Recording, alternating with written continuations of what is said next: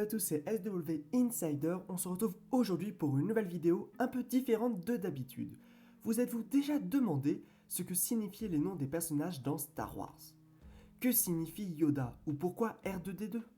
Vous ne savez pas? Eh bien je vous dévoile tout dans cette vidéo. On commence donc avec Luke Skywalker.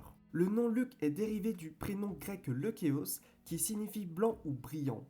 Le dérivé latin lux signifie lui lumière, ce qui correspond parfaitement au personnage du côté lumineux de la Force. On peut également voir une similarité avec le nom de son créateur, Lucas. Dans les premières versions du scénario, le héros se prénommait Starkiller, qui signifie le tueur d'étoiles. Heureusement, George Lucas a finalement choisi le nom bien plus évocateur de Skywalker, qui se traduit par marcheur du ciel, qui peut rappeler le talent héréditaire du jeune héros pour le pilotage. Que signifie Chewbacca? Le nom du plus célèbre Wookiee est issu du mot russe Sobaka qui signifie chien.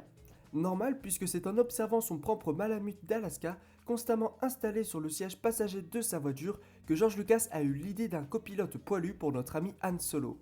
Pour ce qui est du maître Jedi Yoda, il existe deux possibilités pour décrypter son nom. Soit Yoda provient du mot hébreu Yodéa qui signifie celui qui sait, soit il est issu du mot sanskrit Yoda qui signifie guerrier.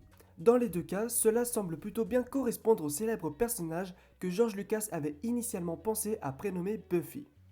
Penchons-nous à présent sur le nom du légendaire seigneur Sith Darth Vader. La rumeur raconte que le nom Darth Vader serait la traduction hollandaise de l'anglais Dark Father qui veut dire Père obscur. George Lucas a lui-même expliqué que ce nom résultait de la combinaison de deux expressions qui lui suggéraient le mal, à savoir This Water, eau morte, et Dark Father, Père obscur.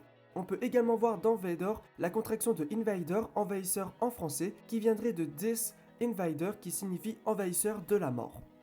Obi-Wan Kenobi, le maître d'Anakin et de Luke, est sans nul doute le personnage qui représente le mieux la passion de George Lucas pour les films de sabre japonais, et plus particulièrement ceux de Kurosawa. En effet, en japonais, le mot Obi évoque une ceinture servant à maintenir fermé un vêtement, semblable à celle que porte d'ailleurs le personnage. Quant au mot Ken, il signifie épée ou sabre qui rappelle bien évidemment les sabres laser, l'arme des Jedi. Enfin, Wan fait écho au titre honorifique japonais San. Kondoku, un nom que ce traître au conseil Jedi et complice de Palpatine porte particulièrement bien, étant donné que Doku signifie tout simplement poison en japonais.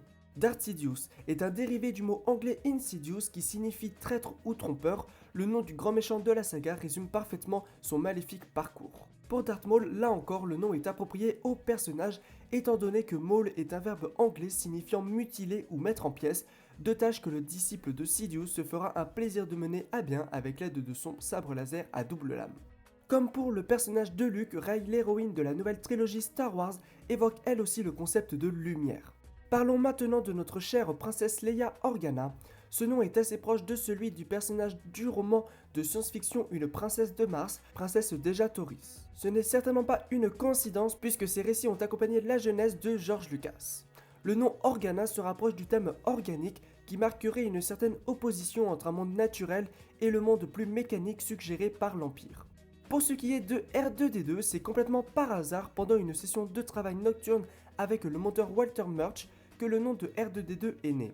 George Lucas entendit Murch demander à son assistant le Real 2 Dialogue Track 2, donc en français bande son 2 Dialogue 2. Murch avait abrégé le tout en R2D2, ce qui plut beaucoup à Lucas. En plein dans la rédaction de Star Wars, il intégra immédiatement au script le nom de R2D2. Pour finir, savez-vous d'où vient le mot Jedi? C'est en réalité un autre clin d'œil de George Lucas à la culture japonaise. Le mot qui désigne les chevaliers œuvrant pour la paix dans la galaxie est dérivé de Jidai Jeki, qui caractérise un genre théâtral ou cinématographique, consacré à des histoires se déroulant dans le Japon médiéval. D'autres fans de science-fiction trouvent au mot Jedi une référence au cycle de Mars d'Edgar Rice Burroughs et à la planète Barsoom, sur laquelle les dirigeants d'une cité portent le nom honorifique de Jed ou Jedak. J'espère que la vidéo vous aura plu, n'hésitez pas à vous abonner, à liker la vidéo, à mettre un commentaire, et sur ce je vous dis à plus pour une prochaine vidéo, salut!